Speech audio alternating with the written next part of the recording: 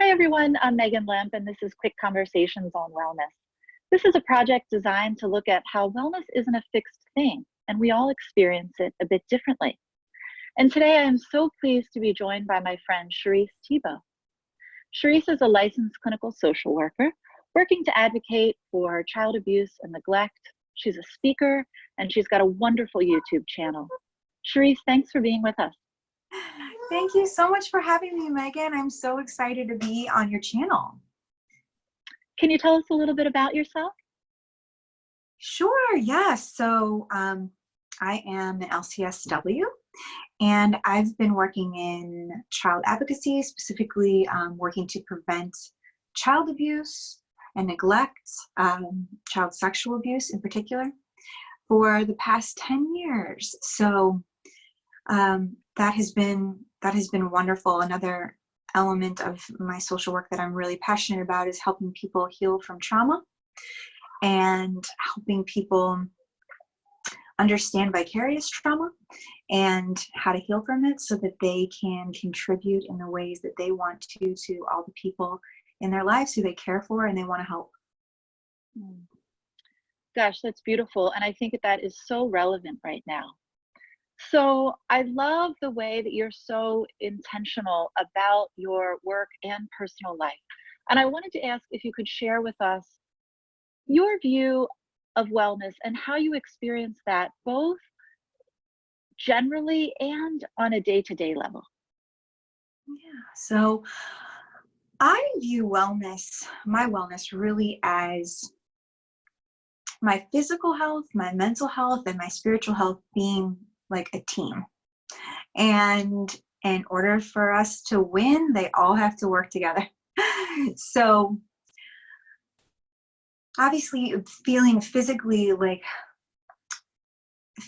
like I don't have discomfort in my body is a nice way physically for me to be feeling wellness. In my mental health, I really focus, and spiritual health, I really focus on my capacity to contribute to myself and others in the moment.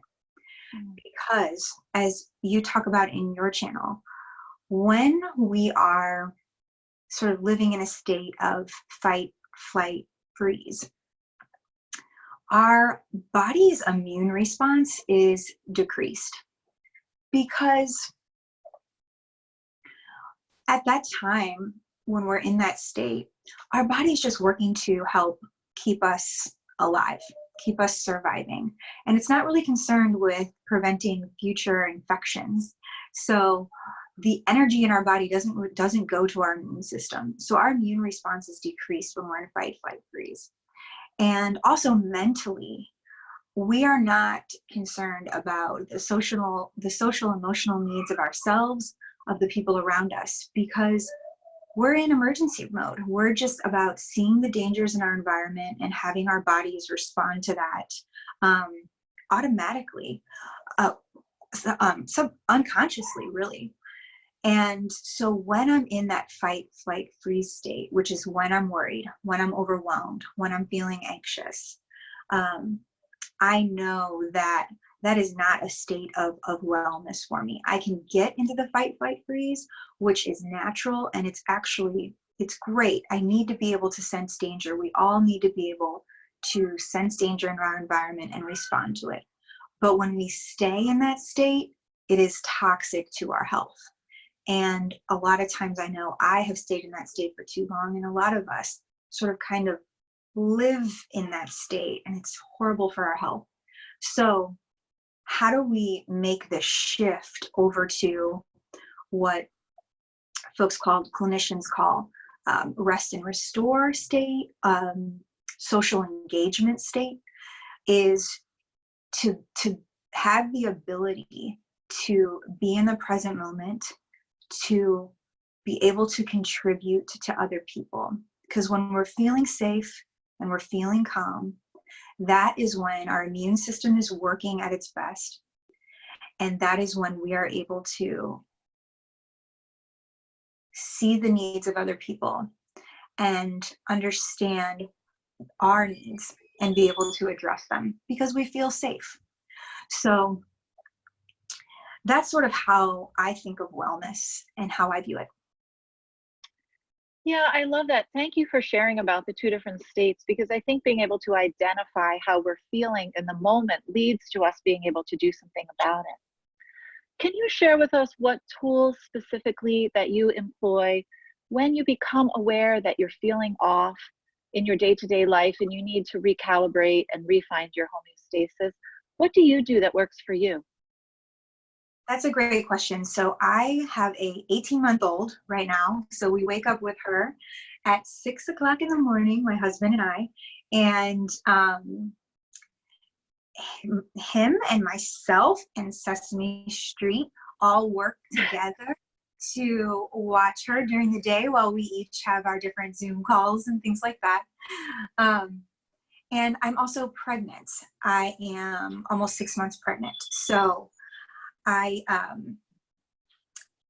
so throughout the day, there are several times there were several weeks at the beginning of this COVID crisis where I really felt, Megan, like life was sort of happening to me. Like I felt in real victim mode. Like I would clean up and then like an hour later I would turn around and it just looked like a frat house on a Sunday morning.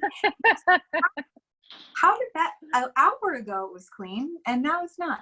And so it just felt like a drudge, like doing the laundry, cleaning all the time. And it was really bumming me out. And so one of the tools that really helped me was an affirmation, which is, I allow this to happen in my life. And let me explain it a little bit more. So when I wake up in the morning and whatever task I'm doing, if I'm viewing it in my mind as I am allowing this in my life, I'm allowing myself to give my daughter breakfast. I'm allowing myself to change my daughter's diaper. I'm allowing myself to clean up the kitchen. I'm allowing myself to make breakfast. That sort of opened up space for me to be like, yes, I'm choosing all of these things in my life. I have a choice and I'm choosing them. And it helped me to take 100% responsibility for my life circumstance. And so I started with, I'm allowing it, just to get that acceptance going. And then I can sort of move to, okay, I'm choosing this. I'm choosing this. I'm choosing to do this. I'm choosing to clean so that we have a comfortable place to stay while we're all inside all the time. And then hopefully, and I work on this every day, it's, I'm grateful for this. Then it's, I'm so grateful that I have a home to clean and that I have my beautiful daughter who I adore to take care of. And so just saying that I'm allowing this helps me sort of move through those steps into gratitude. So that was a huge shift, that affirmation. I'm allowing this in my life. I'm allowing this to happen. I'm allowing myself to do the laundry right now.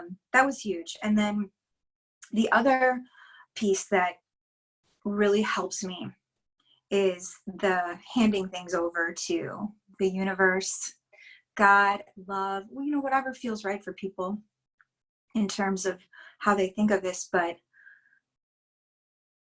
when I create my to-do list at the beginning of the day,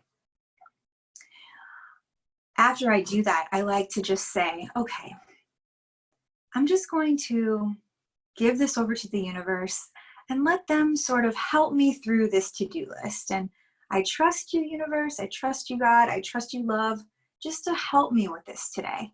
And there's so many unknowns right now, Megan. And I think that has been really difficult, especially if you struggle with anxiety, which I have in the past.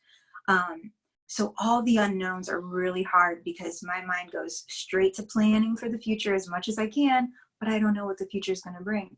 Or then I go in the past and I ruminate about that. So when I can just say, you know what, why don't childcare? I worry about that a lot. Why don't God, universe, why don't you just take that worry over for me today? I'm just going to let you sort of handle that today. And I'm going to, focus on being present and focus on being as much as I can in the present moment, grateful. I love that. Thank you. You know, trust on that more macro level can be challenging. And so I'm so glad that you brought that up. And I think that the exercise that you're presenting of moving from allowing to choice into gratitude makes so much sense, because it seems like that would bring us from a fight or flight or sympathetic state into a more rest and digest or parasympathetic state. So that is so applicable today and so wonderful. So Cherisse, thank you so much for bringing so much honesty and so much joy into the moments that we share together. And thank you for joining us here. And if you're interested in finding out more about Cherisse and sharing in some of her wisdom and joy, I will link her YouTube channel and her website in the description of this video. Thanks for joining us, Cherisse. I'll see you soon. You're wonderful, Megan. Thank you so much for having me.